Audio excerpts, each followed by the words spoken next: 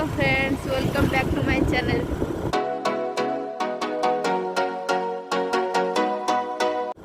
आज बुधवार आम जाऊँ ननभेज आने ननभेज मार्केट जाऊँ किसी डिसाइड करूँ कौन आणबू जा पहुँचिक देखुची कौन भल अच्छी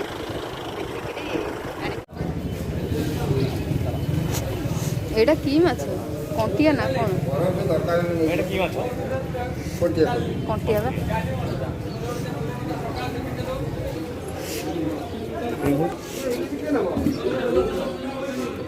এটা ইলিশ না এনে নিয়ে সেটা 1650 এটা নিয়ে 1200 টাকা সব মিলে 1100 টাকা নাও টাকা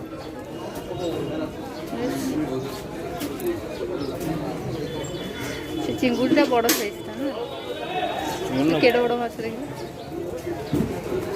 রোহি কেতে আছে এইটা কেতে আছে কোনটা বলে এই চিত্রা কঙ্কড়া কঙ্কড়া 150 টাকা ছোট কঙ্কড়া যেটা আছে 100 টাকা আরে বড় নাই আগে বড় বড় তো 40 টাকা কিলো কঙ্কড়া আছে 40 টাকা কিলো 5 টাকা কিলো কঙ্কড়া কত বড় বড় আছে 5 টাকা 4 টাকা কিলো কঙ্কড়া বড় কিলো নিয়ে 70 টাকা এগুলো না এই কঙ্কড়া না এগুলো চিত্রা কঙ্কড়া দাও সেটা চিত্রা কঙ্কড়া আজ্ঞা পুরো 250 টাকা 200 টাকা এটা নেই ইলিশটা দেখিলে ইলিশ কিলো কেতে আছে ইলিশ 1000 টাকা না কিলো এটা নিয়ে যাবে তো ভালো হবে আরে পুরো 5 টাকা না 250 টাকা আমি না বলি আপনো ওরা মানে নাই হলো আমি না কম বুঝো কপড়া কোন কপড়া আর 150 টাকা কিলো কিলো কিলো ନା ମ ଆଉ ନେବା ଭାଇ ଦେଢ଼ କିଲୋ କରିଦିଅନ୍ତୁ ଆଉ ଟିକେ ଦେଖନ୍ତୁ ଭିତରେ ଭଲ ସେଇଟା ଦେଖିବେ ସେଇଟା ସେ ତା ଭିତରେ ଛୋଟ ପୁରେଇ ଦେଇଛନ୍ତି ଦେଖିଲେ ଆଜି ଆମେ କଙ୍କଡ଼ା ନେଲୁ ଯାଉଛୁ ବନେଇବୁ କଙ୍କଡ଼ାରେ କ'ଣ ରେସିପି ଦେଖାଉଛୁ ଆଉ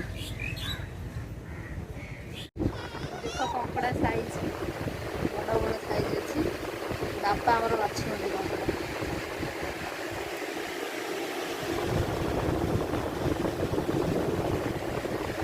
ଦେଖନ୍ତୁ ସାଙ୍ଗମାନେ ଏବେ ମୁଁ କଙ୍କଡ଼ା ବଛା ଆମର ସରିଲା ମୁଁ ଆସିଲି ଏବେ ଛାତ ଉପରକୁ ଚୁଲିରେ ରୋଷେଇ କରିବି ଆମ ଓଡ଼ିଆ ଘର କଙ୍କଡ଼ା ଆଳୁ ଝୋଳ କରିବି ଦେଖ ଏଇଟା କଙ୍କଡ଼ା ଏଇଟା କ'ଣ ଏଇଟାକୁ କହନ୍ତି ଇଟ ଇଟ ଇଟ କହନ୍ତି କଙ୍କଡ଼ାର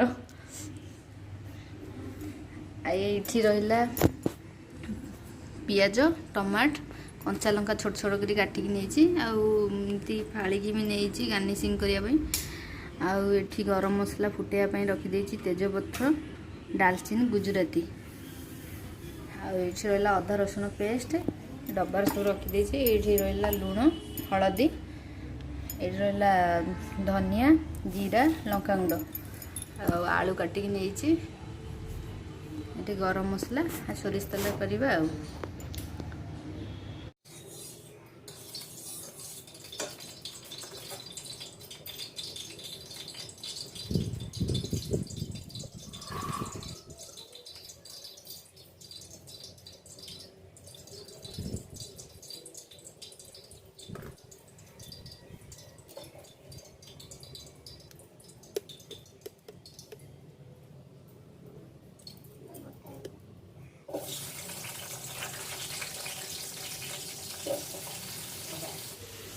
देखो आलू पूरा यहीपर पूरा पूरा भलसे नाली पड़ी भाजी गले आलूटा जिते भाजी हम तरकारीटा झोल से टेस्ट हो आलूटा हमारा हो गला काढ़ीदे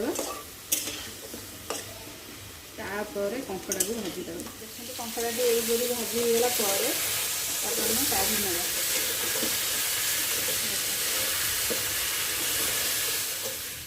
तेल गरम मसला फुटे तेजपत्र डालचिनी और गुजराती पकईकी फुटेदेली टिके तेल भाजी बास्नाटा आसला पर्यंत टिके भाजवा तापर आम पियाजटा को पकईवा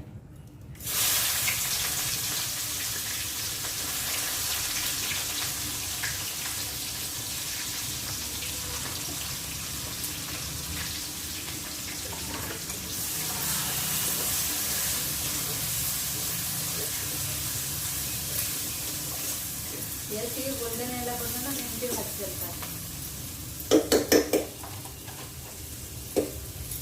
ରଖିଦେବି। ପିଆଜ ଟିକେ ଅଧା ଭାଜି ହେଲା ପରେ ଆମେ ରଖିଲେ କାଟିକି କଞ୍ଚା ଲଙ୍କା ରଖିଥିବା ତାକୁ ଟିକେ ଆଡ଼୍ କରିବା। ତାପରେ ଆଉ 3-4 ମିନିଟ୍ ଭାଜିବା ତାକୁ। ଦେଖନ୍ତୁ ପିଆଜଟି ଏବେ ପୁରା ଗୋଲ୍ଡେନ୍ କଲର୍ ହେଇ ଭାଜି ହେଇଯାଇଛି। ୟା ଦେହରେ ଏବେ ଆମେ ଅଦା ରସୁଣ ପେଷ୍ଟ କରି ରଖିଥିଲେ ସେଇଟାକୁ ଆଡ଼୍ କରିବା। ଆଡ଼୍ କରି ଆକୁ ଆମେ ଏବେ କଷିବା। ଅଦା ରସୁଣର କଞ୍ଚା ଗନ୍ଧଟା ଗଲା ପର୍ଯ୍ୟନ୍ତ ଆମେ ଏବେ କଷିବା।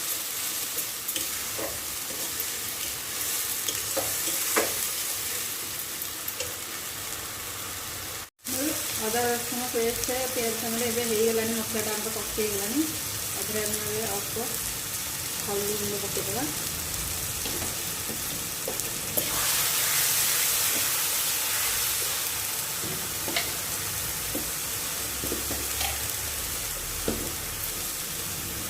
ତାପରେ ଲଙ୍କାଗୁଣ୍ଡ ପକାଇବା। ଲଙ୍କାଗୁଣ୍ଡ ଆପଣଙ୍କ ଇଚ୍ଛା ଅନୁସାରେ ପକାଇବେ। କେତେ ରାଗ ଖାଆନ୍ତି ସେଇ ଅନୁସାରେ ପକାଇବେ। ଟିକେ ପାଣି ଆଡ଼୍ କରିବା। ମସଲାଟା ଲାଗିବ ନା।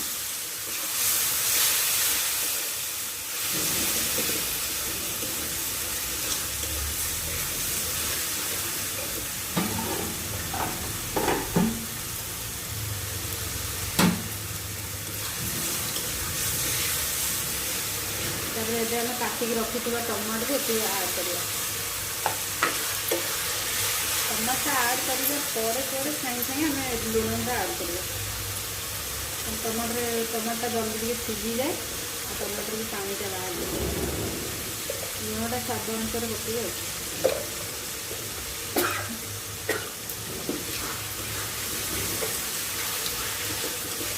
ଏବେ ଆମେ କଷିବା ପାଇଁ ମସଲାଟାକୁ ଛାଡ଼ିଦେବା ଟିକେ ସିଝିବା ପାଇଁ।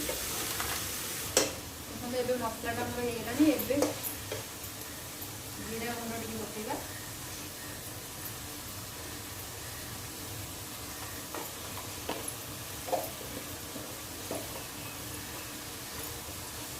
ଧନିଆ ଗୁଣ୍ଡ ଟିକେ ପକାଇବା।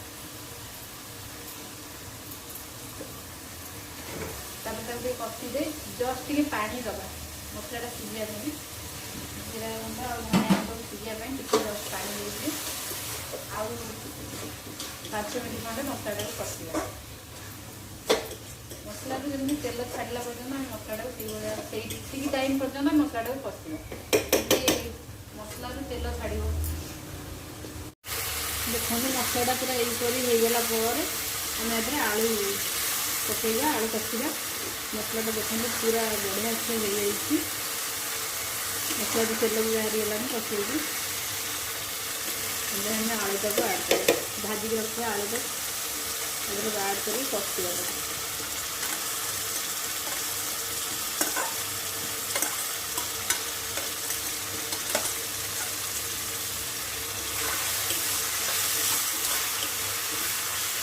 ଆଳୁଟାକୁ 2 ମିନିଟ୍ ଖଣ୍ଡେ କଷିବେ ମସଲାରେ। ଆଳୁଟା କଷି ହେଇଯାଇଛି। ଏବେ ଆମେ କଙ୍କଡ଼ାଟାକୁ ଏଥିରେ ଭାଜିକି ରଖିବା। କଙ୍କଡ଼ାକୁ ଏଥିରେ ପକାଇବା କଷିବା ପାଇଁ। ପୁରା ଜୋରରେ ଧରିକି ନିଆଁ ଦିଆ ହେଲାଣି।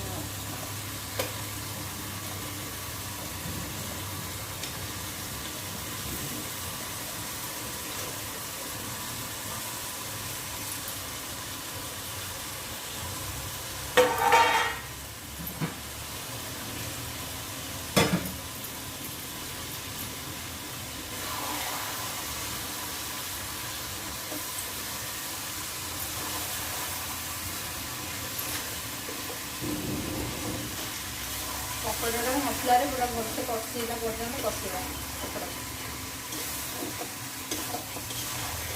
କଙ୍କଡ଼ାଟି ଏବେ କଷି ହେଇଯାଇଛି। ଏବେ ଆମେ ଏଥିରେ ପାଣି ଦେଇଦେବା।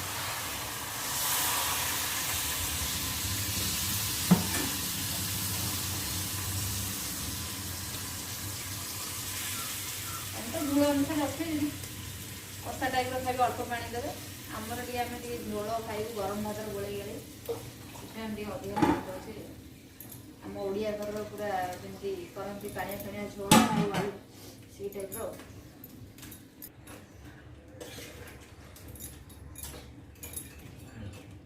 ଏବେ ମୁଁ ପାଣିଟା ଦେଇଦେଲି। ଏବେ ଆମେ ଆକୁ ଘୋଡ଼େଇକି ଛାଡ଼ିଦେବା 10 ରୁ 15 ମିନିଟ୍ ଫୁଟିବା ପାଇଁ। ତାପରେ ଦେଖିବା ତରକାରୀ ଆମର କେମିତି। ଏଠି ତରକାରୀଟା ଆମର ଫୁଟି ଆସିଲାଣି ପୁରା। ଦେଖ କେମିତି କଲର୍ ଦେଖାହେଉଛି, ଦେଖିଲେ ଭଲ ଦେଖାହେଉଛି ନା ସାଙ୍ଗମାନେ? ନିଶ୍ଚୟ କମେଣ୍ଟ ବକ୍ସରେ ଜଣାଇବେ। ଆଉ ଭିଡ଼ିଓଟି ଯଦି ଭଲ ଲାଗେ ନିଶ୍ଚୟ ଲାଇକ୍ ସେୟାର ସବସ୍କ୍ରାଇବ୍ ନିଶ୍ଚୟ କରିବେ। ସାଙ୍ଗମାନଙ୍କ ସହିତ ବି ସେୟାର କରିବେ। ଦେଖନ୍ତୁ କେମିତି ତରକାରୀଟା ଭଲ ଦେଖାହେଉଛି, ଲାଗୁଛି ନା ପୁରା ଢାବା ଷ୍ଟାଇଲ୍। ୟା ପରେ ଆଉ ଟିକେ ଫୁଟିଗଲେ ୟା ପରେ ଆମେ ଗରମ ମସଲା ଦେଇକି ତରକାରୀଟାକୁ ବନ୍ଦ କରିବା। ଏବେ ହେଇଗଲେ ଏବେ ଆମେ ଗରମ ମସଲାଟା ଆଡ଼୍ କରିବା। ଗରମ ମସଲା ଅଳ୍ପ ଜଷ୍ଟ ଟିକେ ଆଡ଼୍ କରିବା। କାଟିବା କଞ୍ଚା ଲଙ୍କାକୁ କାଟିଦେବା। ଏବେ ରେଡ଼ି ହେଇଗଲା ଆମର କଙ୍କଡ଼ା ଝୋଳ। ଏବେ ଖାଇବା ଷ୍ଟାର୍ଟ ହେବ।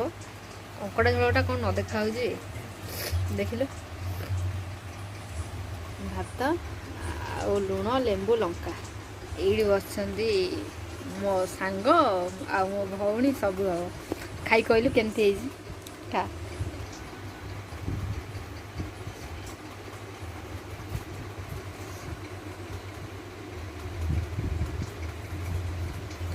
କେମିତି ହେଇଛି? ଟେଷ୍ଟ ପୁରା ଭଲ ହେଇଛି ତ? ବହୁତ ବଢ଼ିଆ। ଚୁଲିରେ ରୋଷେଇ ହେଇଛି ଟି? ଚୁଲି ରୋଷେଇ ଅଲଗା ପ୍ରକାର ଆସିବ। ଆଉ ମୁଁ ବି ଆଉ ସମ୍ଭାଳି ପାରୁନି, ମୋର ତ କଙ୍କଡ଼ା ଏମିତିରେ ବି ଫେଭରେଟ୍। ମୋ ଧନ ବି ଆଜି ଏପର୍ଯ୍ୟନ୍ତ ଶୋଇନି, ଯାଉଛି ତାକୁ ଟିକେ ଶୁଆଇବି। ନେକ୍ସଟ ଭିଡ଼ିଓରେ ଦେଖା ହେବ। ପ୍ଲିଜ୍ ଲାଇକ୍ ସେୟାର ସବସ୍କ୍ରାଇବ୍ ନିଶ୍ଚୟ କରିବେ। ରହୁଛି, ବାଏ।